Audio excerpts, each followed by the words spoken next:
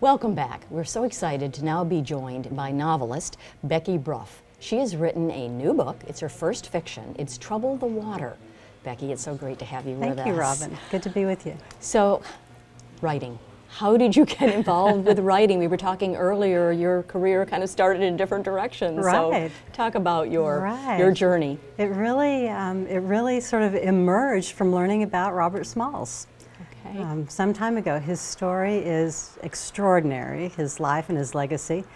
It's a story that just vibrates with struggle and courage and drama and hope and despair and heroicism. So the more I got to know the story, the more I wanted to share it. So Robert Smalls' life was so intriguing and absolutely extraordinary. So talk a little bit about, briefly, kind of that journey, that road. Right. So he was born here in Beaufort, 1839, born enslaved, just a few blocks from here. He was sent to Charleston to work when he was still a very young man. When the Civil War broke out, he was working on a cotton steamer.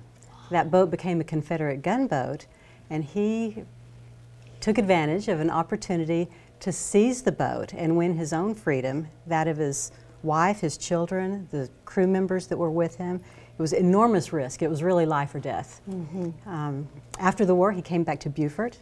He bought the house that his mother and he had been enslaved in. Oh my gosh. Raised his family there, became a very successful businessman, was later to... And politician, right, statesman. Right, statesman. He actually helped write the very first legislation for education for all the children of South Carolina, having been denied education as a young person himself.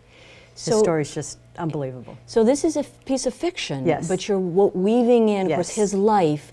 But so tell me exactly. So as I learned tiny little bits of the story, just on a carriage tour here in Beaufort 6 years ago, I became really intrigued. The more I learned, the more questions I had.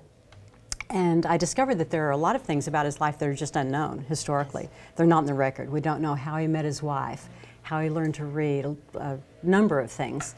So I was looking, for the book that I wanted to read and decided to try to write it, share his story. It deserves to be told.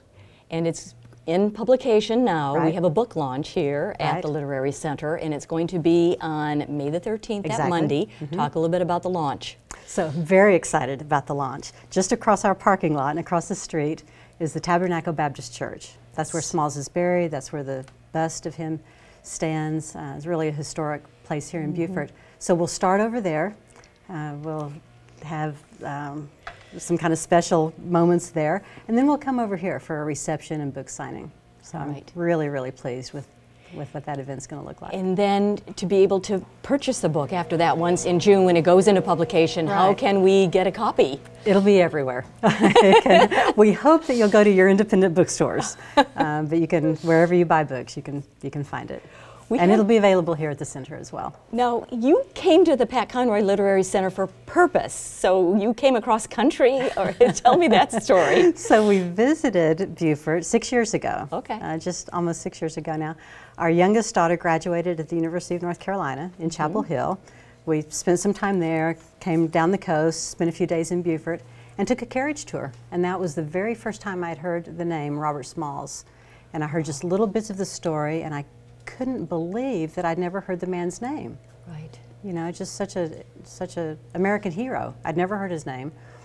We went back to Dallas for a while, but he just was under my skin and so at that point. You had to write the book. Right. So I realized that I was going to have to do a lot of research and need to be in this place to do that. So we picked up and moved. It was exciting and terrifying. We moved. We moved.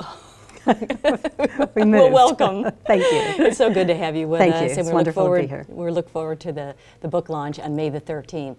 Becky Bruff, thank you so much for being with us. My pleasure. And thank you, Robin. We'll be back next month.